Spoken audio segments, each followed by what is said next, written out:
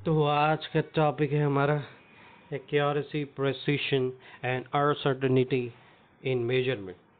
तो मेजरमेंट में दो टाइप होते हैं, एक होता है एक्यूरेट और दूसरा है प्रेसाइज। इसे एग्जांपल से समझते हैं। मान लो अगर ओम्स लॉ मेजर किया और उसकी वैल्यू आ रही है 5 की रीडिंग है, और पर हमें पता है एक्सपेरिमेंट करने पर हमें एक्चुअल वैल्यू तो मिलने वाली नहीं। तो मैंने 4-5 एक्सपेरिमेंट किए, रीडिंग निकाली 5.1, 5.2, 4.9। ये वैल्यू मुझे सही आंसर के काफ़ी करीब है। तो वो वैल्यू जो आंसर के काफ़ी करीब होती है उसे एक्यूरेट कहते हैं।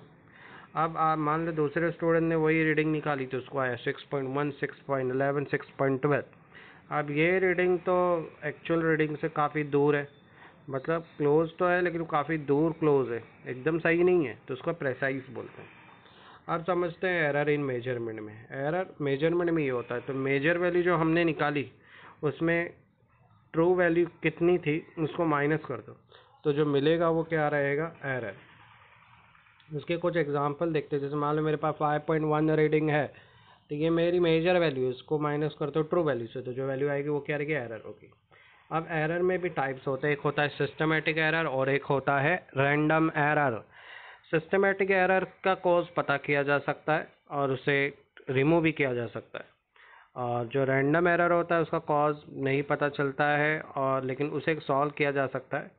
एरर ये ज़्यादातर सराउंडिंग की वजह से होते हैं। मान लो कोई एक्सपेरिमेंट कर रहे हैं और टेम्परेचर प्रेशर बाहर का बदलने की वजह से हमारे जो एक्सपेरिमेंट है उसमें बदलाव हो रहा है। तो सिस्टमेटिक एरर वो है जिसको हटा सकते हैं। मान लो मशीन का एक पार्ट ख़राब है, उसे हटा सकते हैं, मिसाल पेंडुलम है, स्क्रू गेज वगैरह। हवा चलने पर पेंडुलम गलत रीडिंग ही देगा। रैंडम एरर को भी सॉल्व कर सकते हैं, ज़्यादा बार रीडिंग मेजर कर सकते हैं।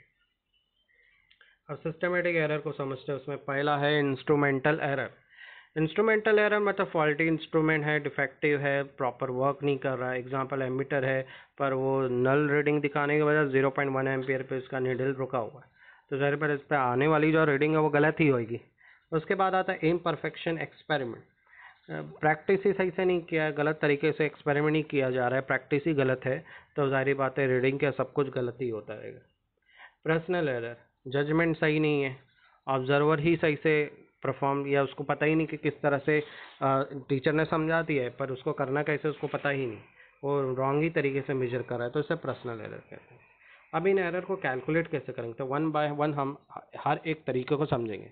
मान लो अगर कोई रॉड को मैं मेजर करता हूँ, उसकी लेंथ लेता हूँ 5 मरतबा, तो सभी रीडिंग में थोड़ा ही थोड़ा फ़र्क आएगा। ये हमें पता है कि कोई भी मेजरमेंट की हमें ट्रू वैल्यू तो मिलने वाली नहीं, हमें एक्यूरेट रीडिंग मिल जाएगी। तो हम इसका मेन पता करेंगे। मेन मुझे एक्यूरेट रीडिंग के करीब लेके जाएगा, तो 5 रीडिंग निकाली है। एक्चुअली रॉड का जो साइज़ है 5 सेंटीमीटर है, और मैंने 5 निकाली तो मुझे 5.1, 5.2, 5.3, 5, 5.4 सेंटीमीटर मिली। इन सभी रीडिंग को मैं A1, A2, A3, A4 ऐसे सिंबल से रिप्रेजेंट करूँगा। अब एक्यूरेट वैल्यू का मतलब ही होता है मीन और एवरेज वैल्यू, सभी को ऐड करके divide by total number of quantity करना है। तो इसको मैं इस तरह से लिख सकता हूँ, 1/n submission of I is equal to 1 N, मतलब आई की वैल्यू 1 से शुरू हो रही है और एन तक जा रही है। एक फार्मूला बन गया एवरेज का। वैल्यू पुट करने के बाद जब सॉल्व किया गया तो मुझे वैल्यू आ रही है 5.2, ये मेरी एक्यूरेट वैल्यू आई है। तो ये तो वैल्यूज़ का पता चल गया, मेजर वैल्यू एग्जैक्ट कितनी सही है। अब इसमें एरर पता करते हैं। एरर कैसे निकालेंगे, जो मेरे को मीन मिला है, different between mean value and each individual value, सारी मीन वैल्यू के साथ ईच रीडिंग को माइनस कर दो।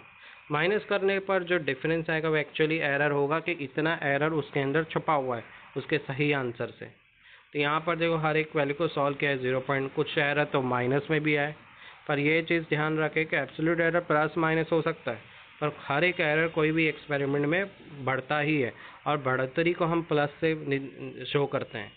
अब मेन एब्सोल्यूट एरर पर आते हैं। Arithmetic mean of all the absolute error. आप mean absolute error, accurate error ही हमें पता करना है। सारे एरर को हम ऐड करेंगे, डिवाइड करेंगे, देखेंगे एवरेजली कितना एरर है सभी में।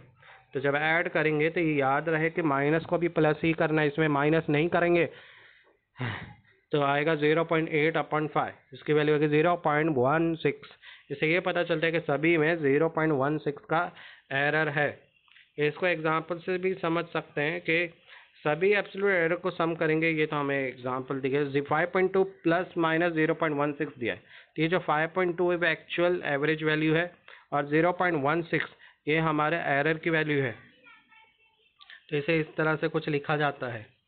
अब आते हैं रिलेटिव एरर पे। रिलेटिव में क्या करेंगे, रिलेशन निकालेंगे। हम सारे एरर को हम डेल्टा ए से बता रहे हैं, सभी एवरेज को डिवाइड कर देंगे एक्यूरेट वैल्यू ऑफ एवरेज से, तो जो मिलेगा वो रिलेटिव एरर मिलेगा। इसी तरह से परसेंटेज एरर भी निकाल सकते हैं, जो है वैल्यू आई है उस पर परसेंटेज लिख दो। अब उसके बाद आते हैं कॉम्बिनेशन ऑफ एरर पर। कॉम्बिनेशन एरर क्या है, तो हम ये जानते हैं कि जब भी हम दो चीज़ों का मेजरमेंट करते हैं तो उसमें ट्रू वैल्यू नहीं मिल सकती, कुछ ना कुछ एरर रहता ही है। एरर कम से कम हो लेकिन एग्जैक्ट वैल्यू निकालना मुमकिन नहीं है। जो ए एंड बी है मेजर वैल्यू, इन दोनों को साथ में कंबाइन करते हैं तो जो एरर होता है उसे कॉम्बिनेशन एरर कहते हैं। मान लो हमारे पास एक रॉड है जिस पर फ्लैग लगाया गया है।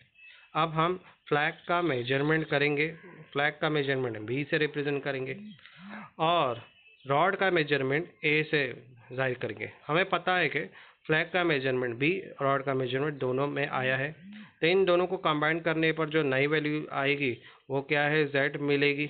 इसमें भी एरर होगा, ये याद रहे एरर हमेशा बढ़ता है, तो इसलिए जेड।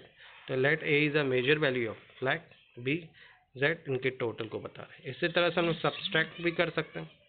इसी तरह से सब्सट्रैक्ट भी होता है, पूरा नापो और ए और आधे को घटा दो, फ्लैग की वैल्यू को घटा दो, तो ए माइनस बी इनका टोटल जेड वैल्यू होगा।